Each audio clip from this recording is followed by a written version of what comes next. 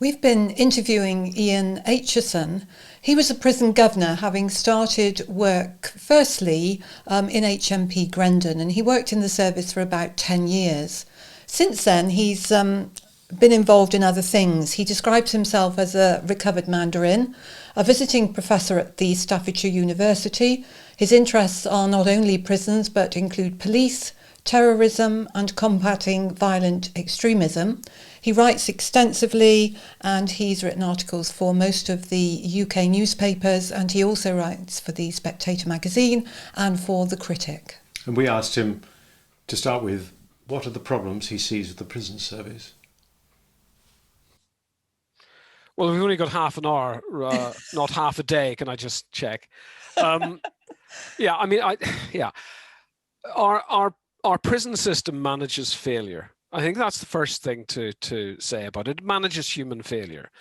So the challenges that it has, the challenge that any penal system anywhere in the world has, is to be able to deal with that in a way that is humane and is able to fit people to lead productive lives, because the majority of them will leave prison at some point in the future. We imprison very few people indefinitely or for life. So I think on both counts, I'm afraid to say our present prison system is failing. So it's always hard to begin with.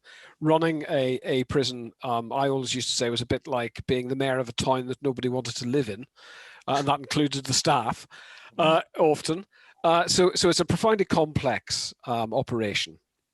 And I want to say that from the start off, because I don't come into these conversations to slag off people, public servants who are, many of them, most of them are doing their best in very difficult circumstances. So I think there are some profound policy problems that have pitched our prisons into the crisis that they're in at the minute. I mean, it probably doesn't look from the outside just right now that prisons are in crisis, because they've all been banged up for over a year because of COVID restrictions, fairly draconian COVID restrictions that were brought down, that locked up, thousands and thousands of people for 23 hours a day in order to stop the spread of COVID through the prison system. And again, that seems to have worked. We haven't had some of the catastrophic death tolls that you've seen in other countries with their prison populations. And we haven't seen major disorder as well. And that's worth saying. But we're going to have to unlock these people at some point.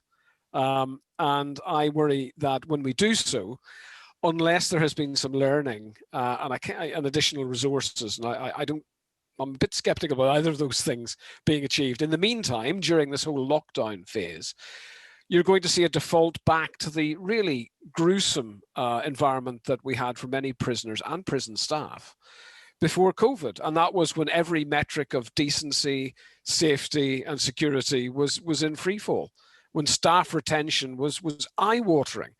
In terms of prison staff not lasting, beyond their first year. They were plunged into an environment that was so hostile and one that they were so unprepared for.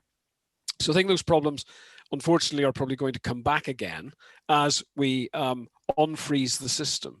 And hopefully, I'll be wrong, because I don't take any pleasure in describing the system as in crisis. But I do think, given the history over this last 5 or 6 years, that unfortunately is a pretty accurate term. It's certainly one that former Prisons Minister Rory Stewart, who I'm quite close to, would freely accept is the case. So why has this happened? To actually answer the question you asked me, well, I think first of all we are.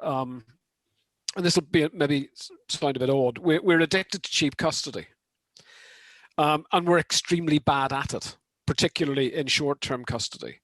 And what I mean by that is we spend far too little on far too many prisoners. And that's an issue of supply control as well, which we might come to later. But what we've got at the moment is a prison system that's still bursting at the seams, where there's a lot of overcrowding, where prisoners are held in conditions that actually you probably wouldn't put livestock in, or you'd be contravening, some animal welfare laws.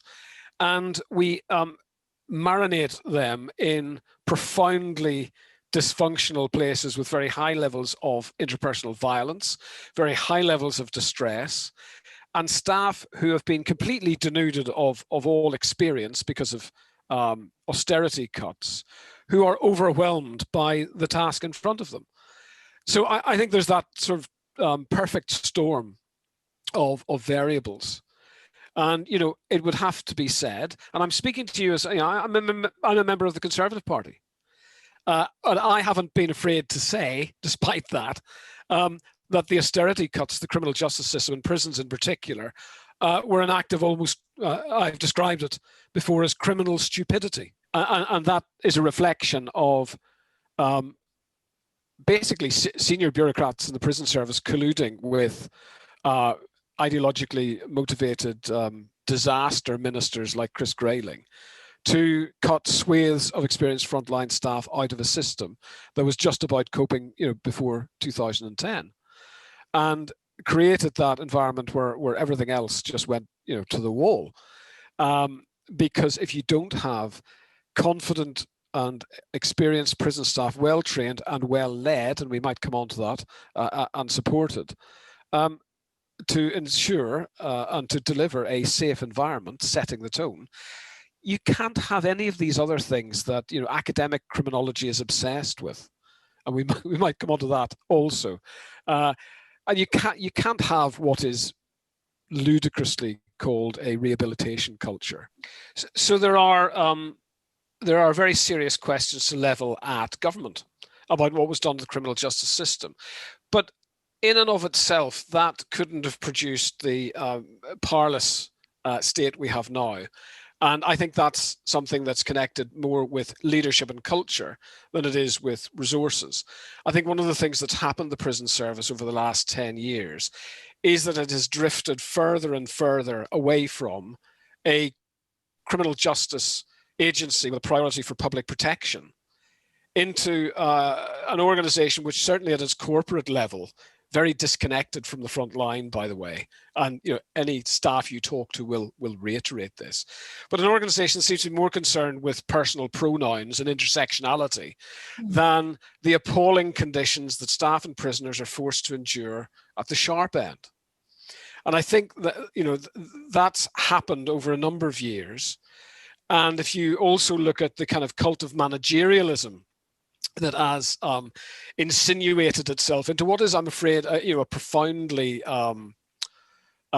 human and labor-intensive world of work, you get stressed and harried staff, insufficient numbers of them, poorly trained, and very badly led and supported in many cases. There are, I would have to say again, going back to the caveats at the start, definite exceptions to that, but they are exceptions where you have, you know, charismatic governors, often with the confidence and autonomy and experience to be able to lead their prisons in different ways, where staff are supported, rather than, which seems to be the sort of depressing default, is staff afraid to intervene and afraid to set the tone, because prisoners will complain their rights are being infringed, or they will use racism, for example, as a kind of weapon to prevent staff asserting authority.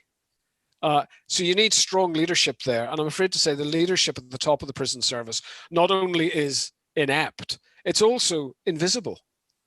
You know, I was very struck, for example, if you look at the response to the appalling murders of two young people at Fishmongers Hall, and the inquest jury's determination that there were serious failures at all levels. So the Neil Basu, who's the top police officer in the Met responsible for counter-terrorism nationally, was very quick to come out and say, you know, I'm really sorry for the failures that you've heard about that have been revealed in the inquest, and sorry to the parents of Saskia Jones and Jack Merritt, the two young people who were murdered by Usman Khan. But from the prison service, there's been absolute silence. There has been no expression of remorse or contrition for the prison service's role in basically putting together, via a course that they hosted inside the prison, you know, an unrepentant terrorist and to unsuspecting young students, and that fatal trajectory that ended in blood bloodshed and horror in Fishmonger's Hole was started inside the prison service.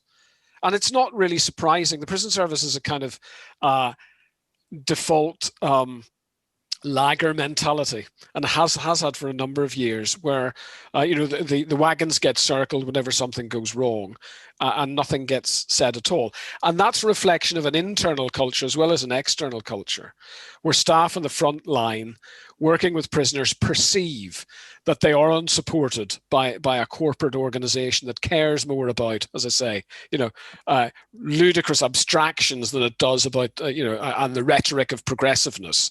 And, what I've described in the past as a sort of reclamation theology, which is that everybody can be saved, and cares more about signaling those messages than it does, about creating the conditions where prisoners can rescue their potential in safety and in security on the front line.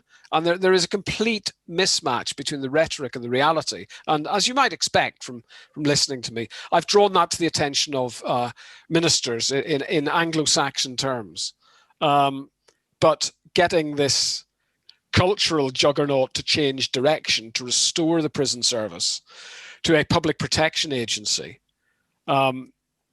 concerned in relation to terrorism with national security, not arse covering, frankly, is a huge job, and it needs commitment from politicians. Do you think that they see the point as you put it to them? Do you think it's accepted that there's a leadership problem? Yeah, I think it's implicitly accepted. It's informally accepted. But of course, ministers have to work with senior bureaucrats across the Ministry of Justice every day. And other views are available. And of course, if you were to ask those people, they'd say that's absurd. We are totally committed to, and insert word salad. And then yet we still see, metrics of self-harm and suicide and levels of staff and prisoner assaults prior to COVID that were completely off the scale. The only reason they've stopped being, as I've said before, a kind of national scandal. Well, there's two reasons, really. One is it all happens inside that big concrete box the public don't know anything about.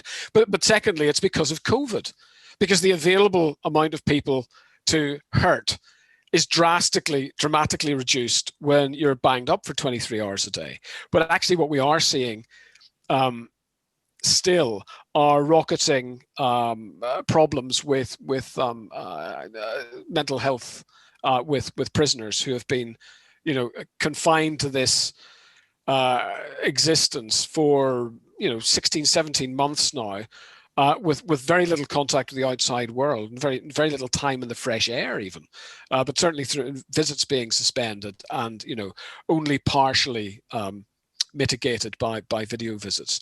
I think you've got a fairly large amount of unmet need there in relation to the mental health of prisoners that might manifest itself in all sorts of unpleasant, unfortunate ways once we start slowly restoring regimes again. But of course, that simply adds to an unfortunate picture, doesn't it? Because if the staff are feeling demoralised and unsupported, then inevitably that's going to reach over to the prisoners. It's going to affect the atmosphere throughout the system, isn't it? I mean, so they've got the awful circumstances of the pandemic imposed on them, but that's in the context of something which would affect them anyway. I mean, people's morale is going to be low, and morale is about enduring, isn't it?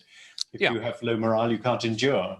And well, that's very true. That's very true. And I think the resilience of both staff and prisoners has been severely damaged over this last number of years and going into the pandemic as well. And I don't think that first of all, we don't have staff trained enough to be resilient. I don't say trained in resilience, because I think there's a bit of snake oil involved in the resilience training industry now. But certainly we need to be very careful about the staff that are attracted into the job, a profoundly difficult job that isn't recognised. One of the most complex jobs, and I've done a lot of things. I started off as a prison officer on D-Wing in HMP Grendon 100 years ago. And I still think it's one of the most profoundly complicated jobs I've ever done. It's actually the job I'm probably most proud of in my life to date, because I do know I made a massive difference a life-changing difference to a number of people's lives in a way that I could never even hope to do, otherwise. How do these people who are governors now go, that presumably they have to go into the prison to work? Yeah. How can they be in charge of such a brutal, chaotic prison and not realise it? Or do they realise it and just don't know what to do? And I don't understand it. How can you be in charge of something and not know that you're failing? I think, unfortunately, that many governors in charge of prisons that are failing are all too aware of it and are often desperately crying out for additional resources. And again, we need to be careful. Not all prisons are failing, but far too many are. And far too many of the most important prisons are failing for us to stop paying attention to it. And the consequences societally can be dramatic, but are also long-term. They can be dramatic in relation to some of our high-security prisons that are failing to manage the risk posed by terrorists, and they can be longer-term and societal in terms of a rehabilitation culture in some of our biggest local prisons, for example, where prisoners going in and out serving relatively short sentences is completely impossible, because you're dealing with an environment of such high levels of distress, violence, and rampant drug misuse, which fuels an illicit economy that drives a lot of the violence.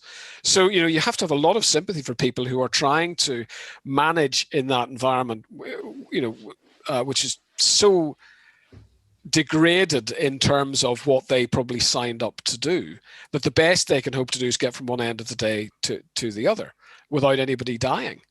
And sometimes that is an enormous achievement, particularly if we're talking about some of our big, profoundly overcrowded local prisons, local Victorian prisons, which do house an awful lot of our clientele.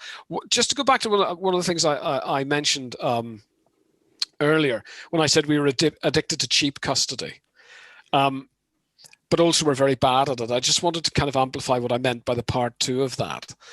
So I get pretty tired listening to a lot of the criminal justice commentariat. The usual suspects have been in place for years. The NGOs that have, laboured away, pushing messages that are, ignored, frankly, because they don't have anything new to say. And one of the kind of the articles of faith that this criminal justice blob have is that short sentences are bad. And to use a good Ulster phrase, that's a load of bollocks. What the problem is that we are really bad at short sentences, and there's quite a significant difference to it. If you look across Europe, if you look at countries in Europe, most of them have on average shorter prison sentences than we do. So they send people on average to prison for less time than we do, but their recidivism rates, the reconviction rates, are hugely better than ours. Now that would suggest to me that we're doing something wrong. Not that somehow sending somebody to prison for 6 weeks or 6 months is inherently wrong. Of course, we mustn't send people to prison unnecessarily. But if you look at the profile of some of the people that get sent to prison in this country for short sentences, it is because magistrates are completely frustrated and at the end of their tether with people who are there repeatedly sentencing to maybe 4, 5, 6 times to community penalties which simply haven't worked. So they're then sending them into custody, whereupon they are made worse, frankly, by being plunged into the environment I've just described. So that's a real issue. So what needs to be done differently to make short sentences effective? Well, I think there are a number of things that can be done, and they are fairly radical things. So I wouldn't be expecting, politicians to sort of skip up to this one, particularly in government. But one of the things we have to be clear about is that we shouldn't really be banging up non-violent acquisitive offenders, particularly if those offences are related to drug misuse. I mean, at the moment, what we are simply doing is putting them into an environment where their drug misuse and their offending behaviour is weaponised, because prisons are awash with drugs. regardless of what you hear, most prisons have an out-of-control drug problem, particularly with new psychoactive substances, some of the most dangerous drugs that create lots of violence, debt, and incredibly harrowing scenes where people just become zombies effectively, and are made to do things in pursuit of this drug to just deaden the time, deaden the pain. That's what we're doing when we put people who commit non-violent crimes to feed their drug habit into prisons, and it's a ludicrous policy. So we have to think very carefully about, I think, decriminalisation of certainly category B and C drugs, and a diversion for people who are committing these offences. I don't say, for example, I don't mean by this that they shouldn't be punished. I think one of the things that's got lost again in this culture that we're in the minute, and it's not just inherent in the prison service, certainly I would argue, is personal responsibility seems to have just disappeared as a feature of offending. And it's now all about environmental things, like, you did this because, through no fault of your own, you were brought up in an awful environment. Don't get me started in that, coming from a working class council estate. So I think that's been lost. And I'm not suggesting that people who break the law should get a pass. But these are clearly predominantly medical issues.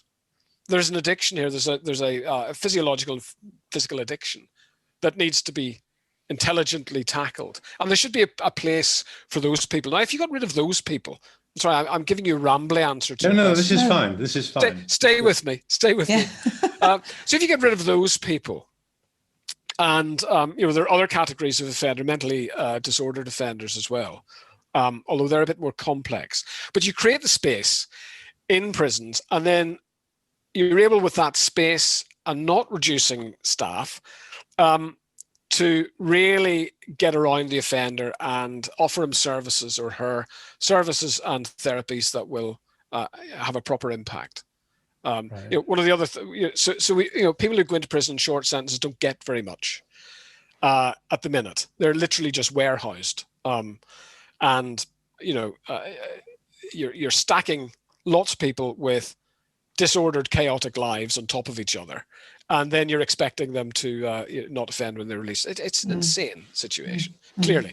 So I think getting rid of the pressure, the population pressure, and dealing somehow with the drug issue, both in certainly in supply terms, there's a lot more that still could be done to stop drugs getting into prison, but also from a demand perspective, would give you some headroom to be able to start developing your interventions and your responses. So that's one thing that could be done. The other thing I'm really interested in is one of the few things that we know for certain you can take to the bank that works in desistance is employment, stable long-term employment. So we need to be harnessing the potential of prisoners right from the start to get them work ready and then work trained, and then have various ways of making sure they get into employment as soon as they leave. I mean, there's a whole host of things that's wrong with that through the gate, off the edge of a cliff experience that most prisoners with a plastic bag and 46 quid in their pockets experience. But one way of doing that is really develop the idea of work in prisons, and actually pay prisoners for that work. Because at the minute they're paid a ludicrously small amount of money for fairly meaningless work that doesn't really translate easily to opportunities on the outside. So I'd want to sweep all that away and create enterprise prisons, which are about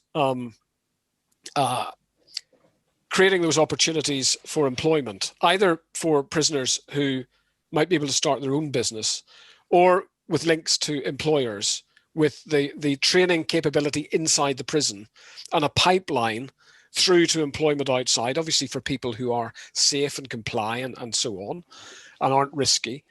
And you pay them the minimum wage rather than a derisory few pence a week to spend in the prison canteen. And out of that minimum wage, you take the bed and board off them, and you have a savings fund and a victims fund. So those people are contributing directly to victim reparation in some way. Corporately, I probably mean. But they've got a savings fund. So when they leave prison, they don't have 46 quid in their pocket. They might have the deposit for a flat.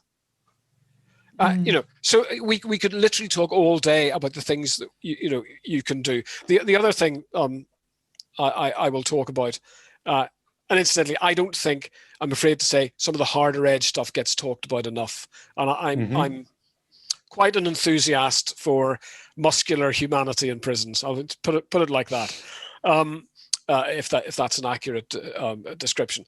But the problem we have in prisons is a problem of compliance. In terms of order. And order is the foundation of anything else good that can happen and should happen in prison that we're all keen on. So we have the vast majority of prisoners want to be compliant. They're either apathetic or they want to do something to help fix themselves, but they're not a problem. And then you have the problem area, and that is non-compliance. I mean, by compliance with the rules, compliance with the regime, compliance with lawful authority, compliance with routines, all of that. And, I know you've got a clinical background here, so stay with me as I stumble around all of this. But non-compliance is interesting because you've got people who cannot comply and people who will not comply. And I would suggest the people who will not comply are the sort of the pointy end of the triangle. So the people that cannot comply are people who've got all sorts of mental health problems, personality disorders, and so on. And we need to have a response that manages that. And then the people that will not comply, they're the apex predators that actually cause a hugely disproportionate amount of harm in the system. And they need to be completely isolated. And they need to be incapacitated.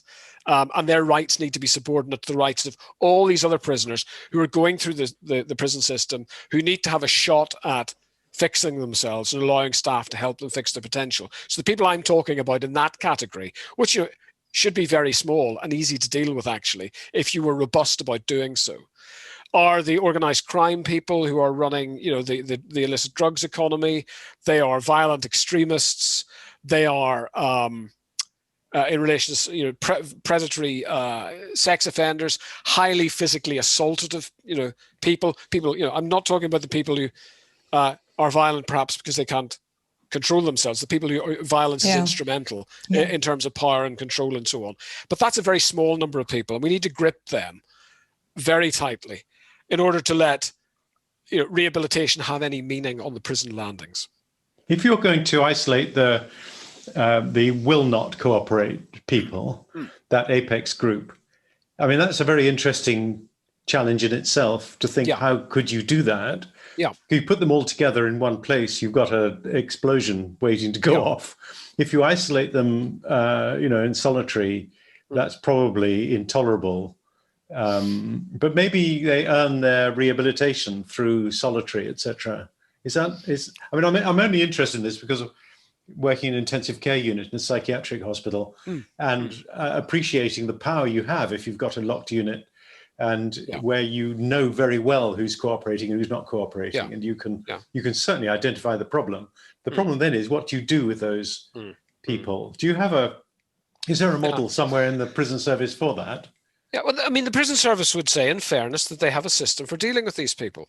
So there's a system within prisons called the close supervision centres, and that encompasses quite a large number of specialist units for people, for example, with dangerous severe personality disorders. You probably were hearing about that from the person that you referred to, earlier.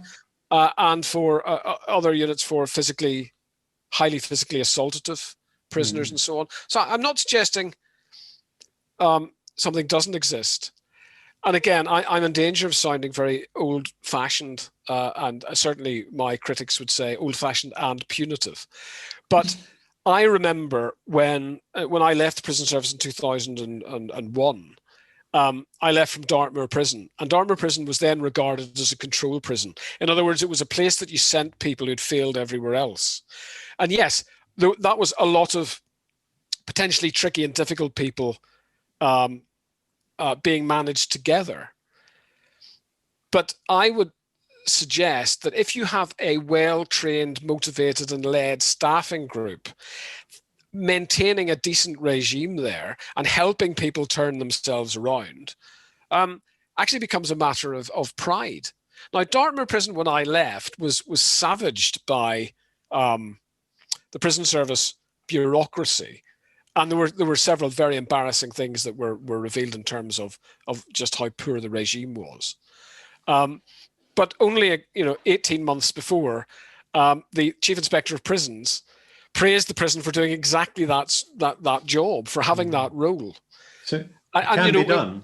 Well, I think it can be done, but it's interesting because that argument about what happens when you concentrate very risky, dangerous people actually gets played back to me quite a lot in relation to what I recommended to the Secretary of State 5 years ago, which was the creation of separation units, which are controversial, to completely incapacitate the most highly sophisticated and subversive Islamist extremists in the prison system. And one of the, I think they probably didn't clock my accent, but one of the critics says, well, that's just like the Mayor's prison. Of course, people who'd never been inside the Mayor's prison, as I had, and who understood the complete disconnect between the mentality and the ideology and the motivations and the scale and everything of loyalist and Republican paramilitaries, and the very precise problem we have from Islamist extremists. So, I do take your point. I actually take both points. I take your point about the power that you have, and I think that's really important, to be honest. That as a prison governor, even as a prison officer, you have an extraordinary amount of discretionary power to control other people's lives. And one of the things, I produced a paper with a guy called Rory Gagan for the Centre for Social Justice, who's now the Prime Minister's Special Advisor on Home Affairs, called Control, Order, Hope, which was about restoring order in prisons in order then to give people, prisoners and staff, the hope they need to be able to do their jobs. And a lot of that was, it was about how do we make rehabilitation a reality, and how do we rescue the prison system from where it's at the minute. The other thing I wanted to ask you about is the leadership, because you're saying, there's a kind of culture amongst the leadership which seems detached from the frontline staff, and it sounds as though the senior positions have been infiltrated by people who haven't come up from the frontline staff. I don't know if that's how it can be explained, that disconnect has occurred. But is there another explanation for it? You see, that's really interesting. I think there is a disconnect, but I think one of the reasons that disconnect has been created, ironically, is because of the very incestuous corporate culture inside the higher echelons of the prison service, where people have networked together, have risen together, haven't really had any exposure to any other sort of job, outside the prison service, and are now sort of occupying the commanding heights. Having said that, I note with regret, I would have to say, that the present chief executive of the prison service has been almost invisible, and I think I made some reference to that earlier, in terms of being very clear about the direction of the organisation, her support for frontline staff, or her understanding of what it's like to be a prison officer standing in a landing full of people off their heads on drugs, without enough support and enough experience to be able to control that environment, or even control their own personal safety. So, why do I say that? Well, I hear so much verbiage coming out of the top end of the prison service about, as I say, this kind of reclamation theology.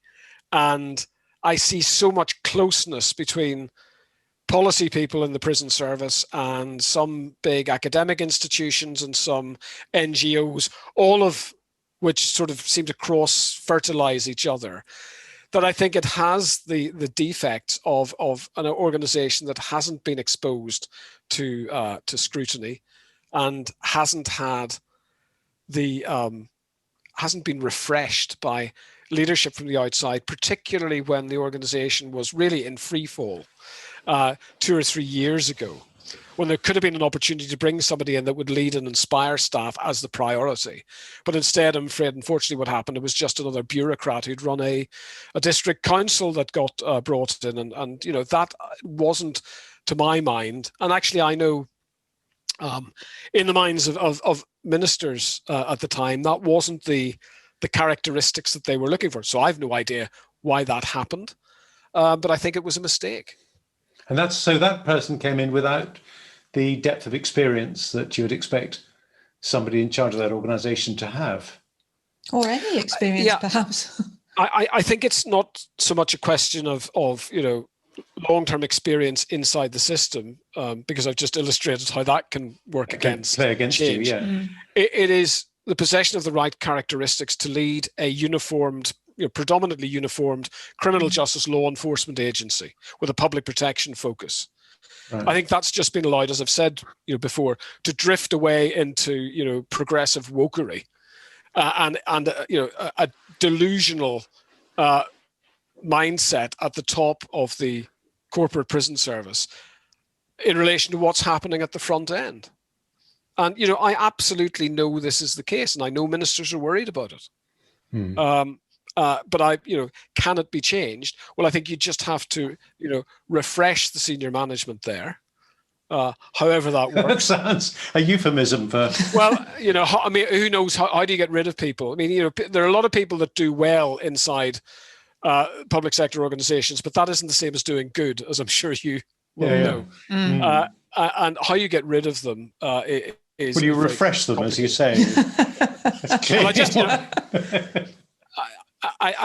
Esprit de corps matters. Sure. And the people have lost sight of that.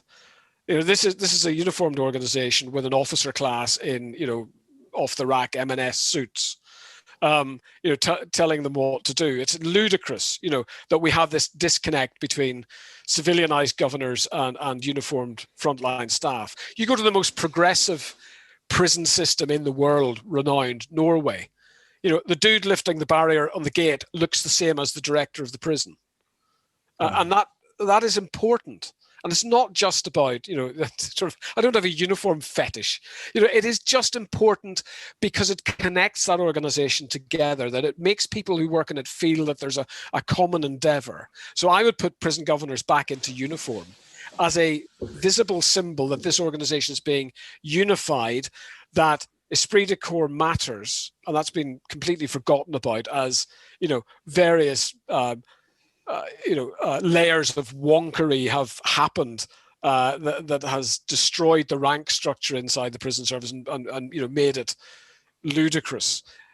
For example, there used to be a very straightforward system inside the prison service where you were a prison officer, a senior officer, or a principal officer. So principal officer managed a wing, a senior officer drove the staff who were officers. That was replaced, and I'm still not entirely sure why, unless it was just somebody's idea of a bad joke that just went too far, by officers having supervising officers who were the next rank up, who actually didn't have responsibility for a specific staff group. They just happened to be the person in charge on the day on a particular location.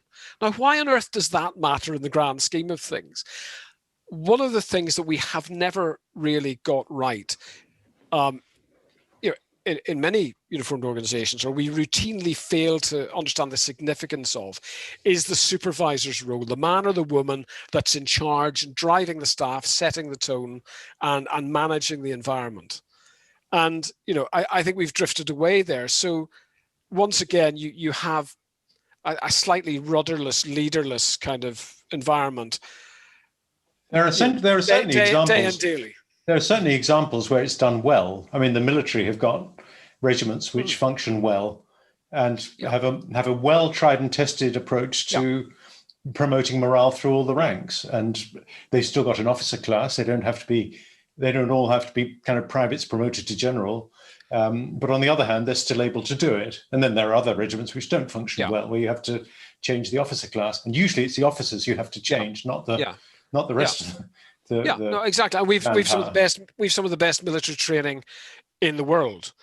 and what officers, who of course are in uniform, what they will be taught hugely is how to lead people. Yes, and I think we've simply lost, certainly the prison service lost that ability, if we ever had it.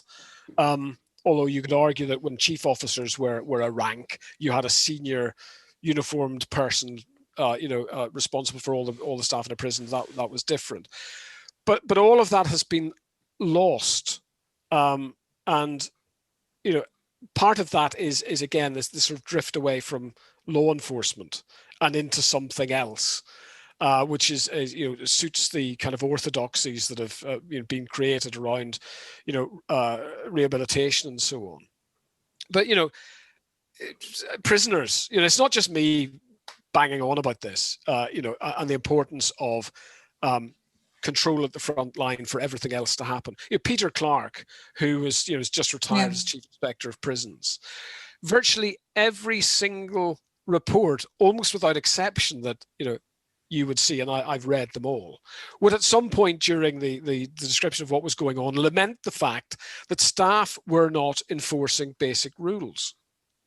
And I'm afraid I'm with Catherine Burblesing here, when who runs the free school at the Michaela Academy, that it's incredibly important that you have rules in an environment in an institutional environment, because there are so many predators there that will then, if the rules don't mean anything, and if there is not consequence for rule breaking, will create an environment where anarchy reigns at the other end. And lots of prisoners I talk to, and ex-prisoners I talk to, and who contributed incidentally to my report, Control Order Hope, that I wrote with the Prime Minister's special advisor. I'm just name dropping him again in case he watches this and he remembers how important it all was. Loads of prisoners are saying, for God's sake, we just need people to be in charge. It's terrifying for us when we see 18-year-old kids being fast-tracked through an inadequate training system and on the landings who are terrified, and they're supposed to be in charge. Yeah. How is there any hope for the rest of us if they're not? So, I make no apology for sort of focusing on staff morale, staff protection, in relation to why prisons are failing, because staff have not been properly rewarded, have not been properly equipped, have not been properly trained or led for such a long time in a significant number of our prisons, that it is no wonder we are producing people who are endlessly reoffending and going back inside again. They are the most valuable resource in the eye-wateringly expensive system that costs about 1.2 billion a year. Yet they are treated almost, it would seem sometimes, as a kind of afterthought. They're certainly caricatured most of the time, which is why, see, by the way, I don't know if you've seen the thing that was on, the drama that was on TV, Time. I think that was the first time I've ever seen a rounded, albeit flawed, representation of a prison officer ever on TV. They're either, mouth-breathing knuckle draggers, or, the Mackays or Barracloughs in Porridge. And there's kind of no roundedness to them as people. And it's not as if incredibly important. It's not as if there aren't people who want to make a contribution and do something useful with their working lives, because you can look at the model in teaching with Teach First. You could look at the model in social work with a movement to bring in more graduates to social work. And the prison service hasn't joined that at all in terms of, as far as I know, appealing to people as a way in which they can fulfill a service to their society. Right. Actually, I have to say that you're wrong. The prison service runs an analogous organisation called Unlocked Graduates, and they do exactly what you're saying. Right. And I am a critical friend of that approach, where they get graduates to go in, train as prison staff, frontline prison staff, and spend a couple of years in the landings, and then make decisions about what they're going to do with their future career. So it's accepted that they might spend 2 years there and go off and do something else. And they are supported quite intensively through that process. And the idea is that they use the enthusiasm and the commitment and the idealism that they have to try to improve the environment that they're working in. which is all very, it's very laudable. So the prison service does have does support a scheme that is doing that. Is there a problem? Sorry, Ian, is there a problem with the prisons that you're describing that are the worst that you've seen? Does that lead to a lot of cover-ups because people really can't afford to talk about the reality of it? Do you think, or does everybody know it and nothing happens? No, I mean, people do know it. The prison service has got all sorts of elaborate systems to analyse the performance of its prisons. And some prisons, again, I go back to this point, we're not dealing with a kind of universal dystopia here. We're dealing with a curate's egg of good and bad. So some prisons perform well, but far, far too many prisons are failing. But by the prison service's own estimation. But the attempts to actually fix the problems have been really superficial and inept. And again, I'd refer to the Chief Inspector of Prisons and his reports where he said, he's left a prison in the previous inspection 3 or 4 years ago with 70 recommendations, and comes back and he finds 4 of them have actually been enacted. I'm being slightly unfair to illustrate the point, but there are lots of prisons where those recommendations just didn't go anywhere, whether that was down to a failure of leadership, a failure of continuity because governors are moved far too quickly from one prison to another. I don't know, but what it illustrates is a fundamental problem, I think, in the way that performance improvement is achieved. So the Prisons Inspectorate have no statutory powers beyond entry into prisons and access to prisons to be able to write reports. I've suggested in the Control Order Hope report that I wrote that should be replaced. The inspectorate should be replaced by a statutory regulatory body. I mean, if you want to call it off bars, just for the sake of simplicity, but an organisation that establishes with prison professionals a series of standards, inspects to those standards, and has the legal power to enforce them if those standards are not being met, including taking action against individuals. I think one of the problems, of course, is that, in the prison service, it's always somebody else's problem. The problems are always very difficult and intractable. And in any case, the people who are responsible for those problems, when they're discovered, are doing something else. So there's always that weary narrative of, yes, we're now making progress, for the mistakes of the past. I think we need to tackle that complacency and actually tackle the fact that people, particularly in senior positions, are effectively fireproof from any accountability for any of the mistakes that are made. And these people are well remunerated, and they are well supported rather. If you look at the head count of the prison service headquarters, it's pretty eye-watering for an organisation of its size. So there's a lot of support staff around there.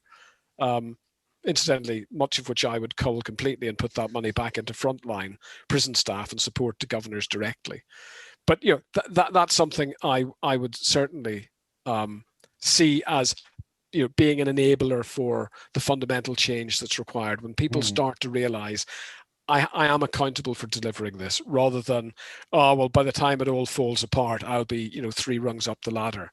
That's not acceptable, and it's happened time and again, and it includes people who've sort of gone sideways before before the bad news comes in. They get sort of promoted into other jobs and so on. And the cynic in me wonders sometimes at the timing of all of that. But we've got to make accountability matter to people who are in charge of environments where life and death decisions happen every day. Well, we hope you're going to get listened to, Ian, because this is important, fundamental stuff, isn't it? And the situation in the prisons is obviously unsatisfactory. So are people listening? Is something going to happen? Well, yeah. I mean, people do listen. And I wouldn't suggest I have, the closest relationship certainly with the Prison Service and the Ministry of Justice, who I think have had rather enough of me and my critiques. But but I know ministers are very, very concerned. I mean, again, I go back to the minister I worked most closely with, Rory Stewart, who's now obviously left government and left Parliament entirely. But he absolutely got, 3 years ago when he was prisons minister, just how bad things were and just how desperately things needed to improve.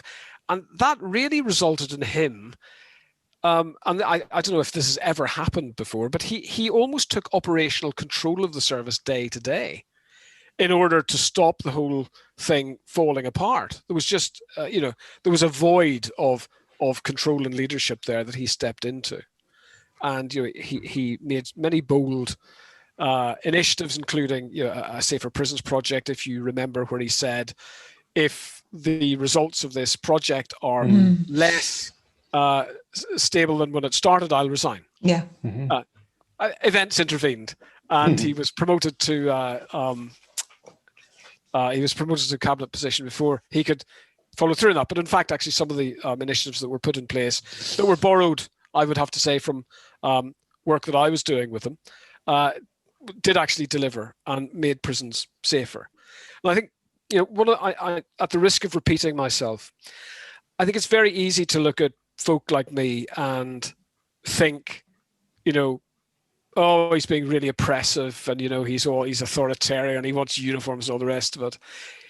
I would just say to those people, you haven't unlocked a cell door in the morning and saw somebody hanging and tried desperately to revive them. You haven't been face to face with what happens to prisons when control is lost, and how terrified not just prison staff are, but how terrified prisoners are as well when they don't know who's in charge in a place where they have absolutely no power at all.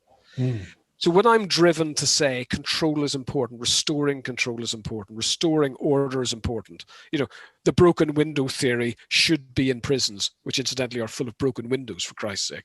When I say that, it is because I believe the prisons have to be and should be places of hope where people have the possibility to fix their potential. Yeah. And safety. And without control, you can't have safety, can you? No, absolutely.